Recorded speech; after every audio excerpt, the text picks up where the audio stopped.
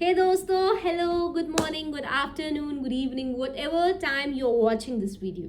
ये वीडियो आप सभी के लिए है, चाहे आप एस्पिरेंट हैं, चाहे आप इकोनॉमिक्स के स्टूडेंट हैं, चाहे आप पॉलिटिकल साइंस के स्टूडेंट हैं या फिर आप जर्नल अवेयरनेस लेना चाहते हैं। ये वीडियो मैं आप सभी लोगों के लिए बना रही हूँ और साथ ही साथ खास बात बताती हूँ। मैंने अपनी वीडियो पर इंडिया 5 ईयर प्लान को कवर किया था। उस समय जब मैं इंडिया 5 ईयर प्लान पार्ट 2 के बारे में बात कर रही हूँ, when we were covering that India 5 year plan, उसमें हमने ग्रीन रेवोल्यूशन के बारे में बात करी थी। लेकिन उस ग्रीन रेवोल्यूशन को हमने प्रॉपर तरीके से कवर नहीं करा था। इसका मतलब है ग्रीन रेवोल्यूशन किसने लाया, क्या हुआ, उसके बाद क्या हुआ, आधी बात हमने करी थी एंड हम डायरेक्टली जंप कर गए थे 4th ईयर प्लान पर, 5 ईयर प्लान पर एंड सो ऑन राजीव एराव तक। लेकिन क्या हुआ मैं बताती हूँ। हम लोगों ने उसमें ग्रीन रेवोल्यूशन एरा के टाइम पर हमने ये तो जाना था कि एग्रीकल्चर को बूस्ट मिल गया, क्रॉप्स प्रोडक्शन बहुत अच्छी हो गई, लेकिन उसके साथ मार्केट पर बहुत बड़ा प्रभाव आया। ये हम कवर करना भूल गए थे। इसलिए पता है आज मैं बैठे बैठे मुझे याद आया कि मैंने तो वो कवर ही नहीं करा। So let's get started. Pen और कॉपी ले लो, बैठ जाओ, पढ़ने के मूड में आ जाओ। तो हमारा जो ग्रीन रेवोल्यूशन था उसको मैं एक बार फिर से दोहरा देती हूँ। लेड किया गया था MS स्वामीनाथन के थ्रू, और उसी के बाद हमारी ग्रीन रेवोल्यूशन को जैसे ही लेड किया गया, हमारी जो एग्रीकल्चर का जो प्रोडक्टिविटी था उसको बूस्ट मिल गया। बूस्ट मिलते ही बहुत सारे क्रॉप्स जनरेट हुए। यही मेन बात मैं कवर करना भूल गई थी, जो आज मैं बताने वाली हूँ विस्तार से। तो दोस्तों, एग्रीकल्चर को तो बूस्ट मिला, मार्केट के साथ क्या हुआ वो मैं बताती हूँ। सपोज करो मैं एक किसान हूँ या तुम भी किसान हो, कोई किसान है। हमारा प्रोडक्शन जो है एग्रीकल्चर का वो काफ़ी अच्छा बढ़ गया। अब हम वो सारा production, wheat rice mainly focus था, उसको लेकर हम गए आगे बात करने, बेचने के पर्पज से। तो क्या होता है, मैं जिस भी इंसान ट्रेडर के पास जाती हूँ कि इसको लेना है, बेचना है, ले लो, वो क्या करेगा कि अपने मन से, नहीं मैं इतने में ही दूंगा, मैं इतने में ही करूंगा, XYZ। अब मैं हूँ फार्मर, मेरे को भैया कैसे मैं लड़ूं, नहीं इतनी मेरी शक्ति है, मैं नहीं सकती हूँ तुमसे, तो मैं मजबूरन उस रेट पर मान जाती हूँ। उसके कारण क्या होगा, मेरा यानी कि फार्मर का नुकसान हो गया। आप भी तो मेरे साथ स्टोरी में फार्मर बने, आपका भी नुकसान हो गया। इसी के साथ देखो, नोट करो, इसमें नुकसान हो गया। तो जब ये गवर्नमेंट को पता चला तो गवर्नमेंट ने क्या करा, APMC मंडीज का सिस्टम बनाया। इस APMC मंडीज का मतलब ये बना एग्रीकल्चर प्रोडक्शन मार्केट कमेटी। इसमें क्या हुआ, जो गवर्नमेंट जब सिस्टम बनाई तो वो बोले कि जो ट्रेडर्स है वो हर कोई ट्रेड नहीं करेगा। लाइक मैं अब किसी भी रैंडम के पास जाके अपना क्रॉप, अपना अनाज नहीं बेचूंगी। मैं क्या करूंगी, I will be having a licensed one farmer.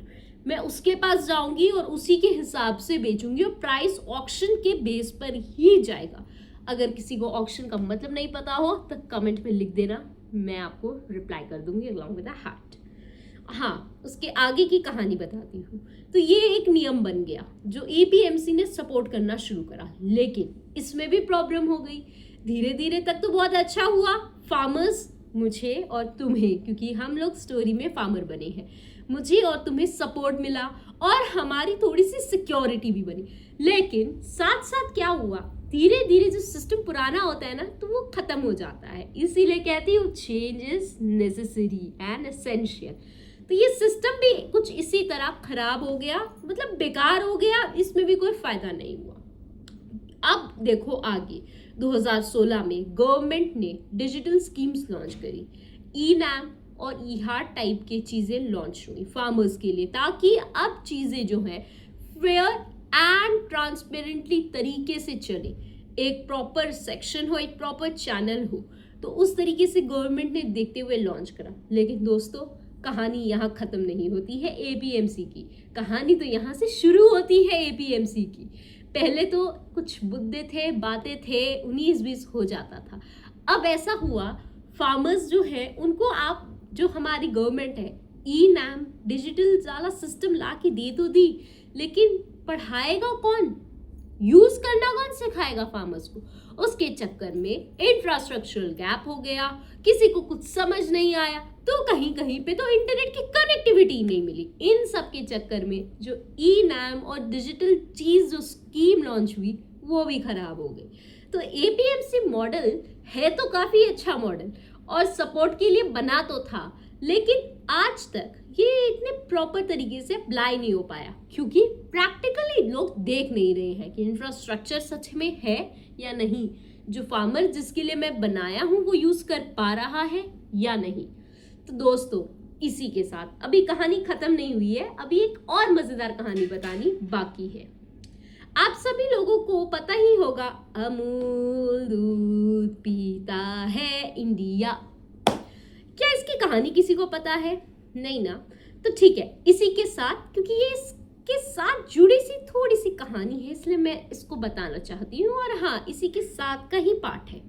तो जो अमूल है वो एक कोऑपरेटिव सेक्टर से आया। कोऑपरेटिव सेक्टर इसलिए, अभी हम एपीएमसी में क्या देख रहे थे कि फार्मर, जो मैं या आप फार्मर हैं, हम अपना एग्रीकल्चर का प्रोडक्शन जो है, crops wheat and rice majorly वही ग्रो होते थे उस टाइम पर, तो उसको ग्रो करके इंक्रीज करके वी आर हैविंग, बट हम एक मिडिल मैन, बीच में कोई ना कोई there is a person mediocre, जिससे हमें बात करते हुए परेशानी हो रही है। इसलिए क्योंकि वो कभी रेट ज़्यादा कर रहा है, कभी कुछ कर रहा है, तो we are not benefiting that way जो एक बेनिफिटिंग मिलनी चाहिए। तो ये अमूल का जो कंसेप्ट है ना, कोऑपरेटिव सेक्टर, ये गुजरात में शुरू हुआ है सबसे पहले। इसमें जो फार्मर्स हैं वो कहते हैं कि हमें कोई मिडलमैन नहीं चाहिए, हम आपस में ट्रेडिंग करेंगे। मतलब कि मैं फार्मर हूँ, आप फार्मर है, हम दोनों मिलके एक ट्रेडिंग करेंगे। ट्रेडिंग मतलब कि लाइक मैंने कुछ प्रोडक्शन करा है, आपने कुछ अपने सामान की प्रोडक्शन करी है, हम दोनों उसको कोलैब करेंगे, कोऑर्डिनेट करेंगे और मिलकर एक रेट डिसाइड करेंगे। इससे क्या हुआ, हमें मिडिलमैन का चक्कर खत्म हो गया, हम आपस में अपने अपने बेनिफिट्स के लिए बातचीत कर पाए और साथ ही साथ एक अच्छा और सक्सेसफुल हमने एक जर्नी तय करी। लेकिन दोस्तों, हर किसी के साथ पॉजिटिव के साथ नेगेटिव आ जाता है, तो इसका भी आप नेगेटिव और चैलेंजिंग पार्ट देखिए। हर रीजन में ये चीज़ अवेलेबल हो पॉसिबल नहीं, हर कोई कोऑर्डिनेट एंड कोऑपरेट कर पाए पॉसिबल नहीं। तो इसलिए कुछ इन सारे तरीकों के कारण ये हमारा अमूल का जो सिस्टम मॉडल है वो कुछ हद तक जाकर थोड़ा सा फेल हो गया। लास्ट में समिंग अप करते हुए मैं ये कहूँगी कि देखो, पॉलिसीज जो बनती हैं दैट्स वेरी गुड, उसमें कोई शक नहीं, बहुत अच्छी बनती है। लेकिन एक होता है ना कि यहाँ है, पेपर में है, बट एप्लीकेबल नहीं है।